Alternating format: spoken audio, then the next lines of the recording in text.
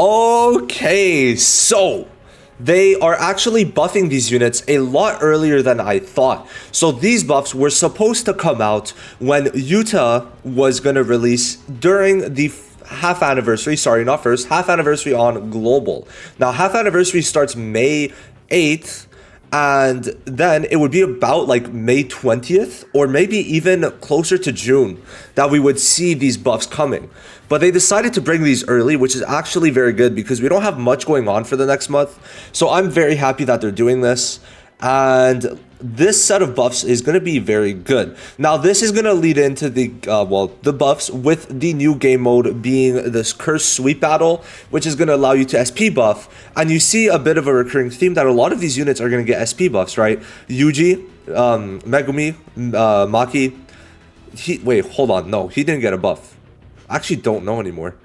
Like, what the fuck? Why am I like contemplating this? I don't think he got a buff. Inumaki did not get a buff. We could just check here. So like you see all the SP buffs being Mechamaru, Megumi, right? Nobara, Nanami, Yuji, right?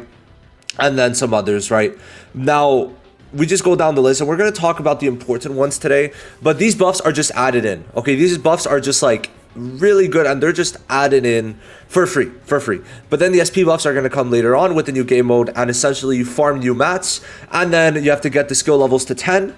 And I'm going to make a whole nother video on that if you guys want to prepare early. But I would say right now, make sure you're doing domain investigation, because for the skills that get buffed, for example, Green Yuji skill 3, it needs to be level 10 to be able to get the easy A buff / SP buff. All right, so that means it's going to take a lot of investment going now and in the future, which is why I couldn't really get Jogo up, because guys, you have to get his ult up, right? You have to get his ult to level 10, which it's rough. When I'm getting all these units up, it is very rough, but slowly but surely I'll start being able to get more of these units SP'd, right? So we're going to talk about the big buffs today, and these are ones that are just really good, and they kind of lead in to kind of the SP buffs too. So first of all is going to be Green Yuji. Second is going to be Blue SR Maki. Also, I know it's by character, but I hate how the SRs are mixing in with the SSRs. I looked at this and it was like, oh, this is like, some don't feel right. Okay, so Green Yuji, Maki, right? Is Nanami? Yeah, Nanami's here. Nanami's here. So even Blue Todo, we could bring him up because he starts to get there. I don't know why he's in C tier, but you know, we're gonna look at him. We're gonna bring Kamo up because I think these are more buffs that are gonna become relevant if he does get an SP buff. But I cannot find them wherever the hell Kamo is. Okay, down in B tier. All right, let's go get him. And then of course it's gonna be Green Nanami, because bro, I made a lot of things surrounding Green Nanami, and then Red Yuta and Ghetto. Okay, so these are like the big hitters that we're gonna see, and let's get into it. So red Yuji, green Yuji, what did they really change? So they increase it. Oh no, it's just like some wording changes, but you'll see it's just extra damage on skill 1. Skill 2 does not change. Skill 3, they actually lower the CE count, and you'll see the damage is a bit higher.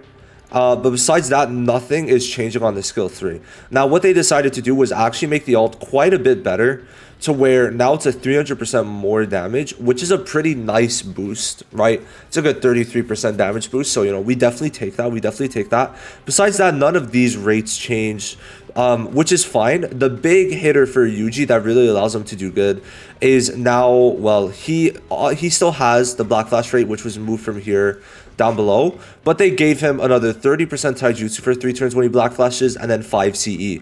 So getting even just a bit more damage on ult and getting the extra taijutsu and CE is going to allow him to do good, right?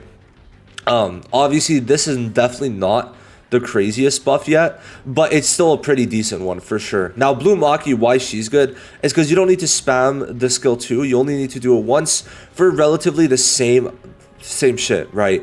If anything, right, it's more, right? Break damage is way more. As you can see, before it would have been 140, but now it's 330. Then obviously you can only use this twice, but now you have this still for 3 turns with only using this once, right? So it's very good. And then here, this is going to help you for floor 48 if you couldn't beat it yet, to where now it's an AoE damage, and you do decrease the enemy's damage, right, but now it's going to be up to 20%, right? And then you could do extra damage if your HP is 75% or higher. So it does more damage, and you lower the enemy's damage a little more, which is good. And then the alt is going to also, like, look at this increase by about 150%, but then also another 100% damage here when HP is 70% or higher, 75% or higher.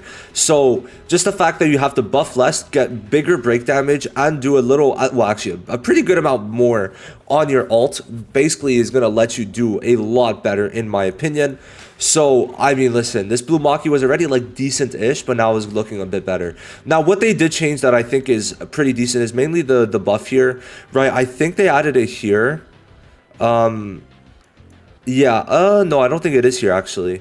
No, I mean, they did change it a bit, kind of giving a little more, but it's not really that important. But I think was there a buff? Yeah, okay. So you'll see here they added when you black flash extra curve rate, and then you start off with 2 Takata-chan stacks, which is the big thing. And this is going to lead into the SP buff. I'd start starting with the Takata-chan stacks is quite a bit better. Also, his ult, look at this. His ult did get a good amount better to where now he's going to increase taijutsu and damage dealt the more Takata-chan stacks up to 60%, and this is a guaranteed crit, so it's a pretty big increase. So definitely quite good. Now, Kamo, I just wanted to highlight this to see and show how the buffs changed. So before it was jujutsu damage, that is starting flowing red scale state and cursed energy for 3 turns. Now it's cursed energy for 5 turns, so he's not gonna have any cursed energy problems. Because if you imagine you stack this twice and you're getting 20 CE every turn easily, right? You stack this 3 times and then you're getting 15 CE every turn. Oh, flowing red scale and special. No, you could stack it. Okay. So you'll see here that it went from 3 turn buffs to 5, which is a lot better. Now you'll see the Jujutsu stat was not, well, actually was buffed a bit, but of course it's 5 turns, so that's really good. Then it gives 10% damage for 5 turns. Now you'll also see there's another 5% for 5 turns, damage reduction for 5 turns, right?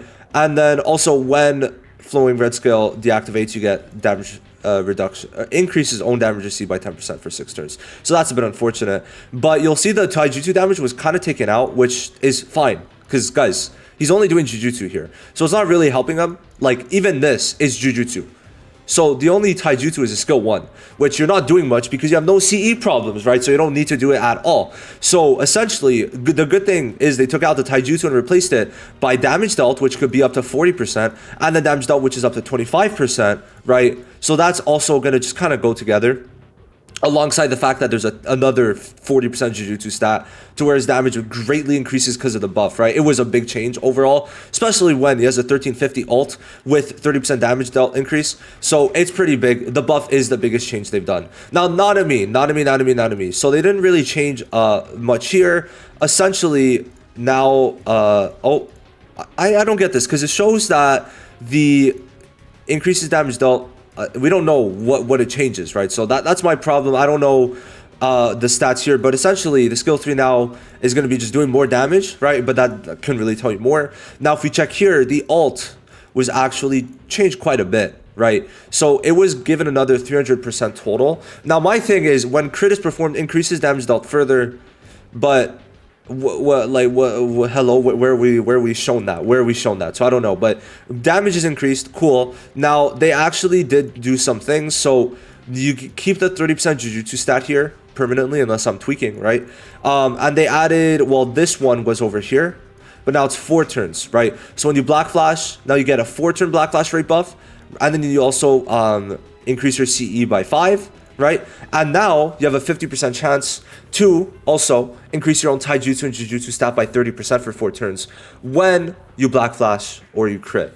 But it's a 50% chance. But if you do start getting this alongside the ult being higher damage and bigger crit damage, then yeah, it's going to start being good. His is pretty good, especially if you need AoE. Now, the biggest change by far is that his ult skill gauge is now 1100. And why that's good is because you'll be able to ult, and then the overtime is going to kind of sink in perfectly to where your extra ult gauge is going to kind of time right after you ult or a couple turns after is what I've realized. And then we've got Yuta. So what they did change is not his ult, right? His ult is unchanged. They did kind of little changes to this, but it's like 137 to 140 or 189 to 190, right? So it's very small, but It's the skill 2. So the skill 2 is now not only doing more damage, which we'll see it's 135 with 15% crit res, right? To where it went from 150, right? Which is a very small buff at the same time for that. But then you could also get up to a 90% extra damage.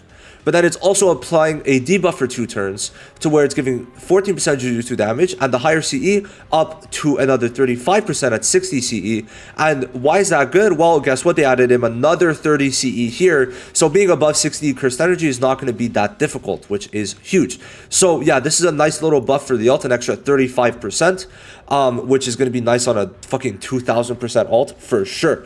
And they did add when he black flashes, he gets 20% Jujutsu. So just that little buff, considering how good he already was, is nice because your ult is going to have that extra 35% debuff, which is definitely needed. So that is definitely good. And of course, it's going to do more damage in general. Now, Ghetto obviously got the best buff of all. He is like top tier supporter, just one of the best of the best, honestly. Okay, so let's talk about it, right? Now, for Jujutsu units, he's essentially the best debuffer in the game. Like, I think just period. Or actually, so he's giving 150%, right? Because it's 3 turns. So let's check it out. Now, he's giving 50% cursed, Jujutsu when his cursed energy is at 60%. So it's 35.5. Up to 50%. So you're able to stack this 3 times to where it's giving 150%. Okay. And then also it's going to lower the taijutsu stat of the enemy by 35% at 60. So basically you could like sometimes you'll run Kaido, buff him up, make sure he stays above that threshold of 60% because you could get a max of 110. So once you get above like, I don't know, 70, you should be fine to just always be above that because of course you're also getting another, where is it? 10 CE, 20 CE every turn, right? So that's definitely going to be good. Now, this obviously works best with blue DPSs, and the reason is because he's also going to want to do damage to where now his damage is insane, right? Well, definitely a lot better. He's doing blue Gojo damage. If they're the same dupe, blue Gojo and Ghetto do the same damage, all right? Besides, well, dupe 2 onwards, obviously Gojo has that little edge because, of course, Ghetto gets CE, but blue Gojo gets damage, well, the 10% stats, right? So you'll see here 329.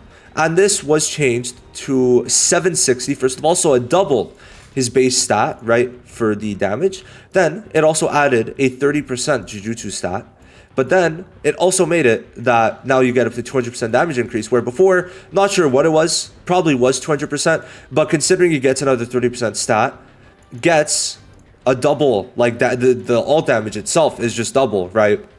But remember, this is all considered alongside you being able, if you use your ult, to have 2 stacks of another 50% Jujutsu, where before it was just 33, right? So it did increase, but then also just the ult damage over doubled, right? So that's essentially why Ghetto was a lot better. And then you also have the skill 3, which does AoE increase damage increase, but because it's only 30%, it's very weak and honestly not that good. So Ghetto is going to be good in 2 cases, 3 even. Number 1, as a support for Jujutsu, Jujutsu DPSs. Number 2, as a sub DPS on blue. And number 3, just also for a main DPS if you want to use him like a main DPS, right? Now, overall, his debuffing, like, is technically worse than Yaga's because you'll see here Yaga does have higher debuffing. But what Ghetto has that I find tremendous is the taijutsu lower. This is huge, right? Because this is basically, in some cases, when you use this, the enemy will do 0 damage to you if they're taijutsu stat enemy. And this is why I think Ghetto is just a really good unit. So if you already have him, great. If not, don't worry about it. I don't think I'd chase him, honestly. He's great. But I don't know if I chase him, especially if you have Gaku Ganji. Like, in terms of the debuffing, like, Gaku Ganji is technically debuffing more. It's just less frequent. It's less, I guess, consistent. But it is technically debuffing for more, because in total, this is about... Or no, it is less. Yeah, it is less. Is it 37 times 4 is for 148. So they're pretty much equal, right? But I guess you could say this is AoE, but it's not really going to matter, the AoE, for being honest, because there's always only one enemy that you're really worrying about. to be honest. But yeah, it's really this taijutsu that allows him to do good as the support. But of course, as a sub DPS on blue, he fucking excels because he could do damage while also helping Sukuna do damage. And also, what's really good, you could say, is that he's pretty consistent with adding the Jujutsu damage received, which is good for Sukuna's DOT. And that makes up all the debuffs. Let me know which ones you're most excited for. But these are the big hitters, I'd say. I don't think I missed any that are like really good, but let me know if there's any you're excited for that I didn't mention. Thank you for watching the video, and I'll see you in the next one. And of course, this is April 11th. I forgot to mention it, but it's coming out very soon. Bye-bye.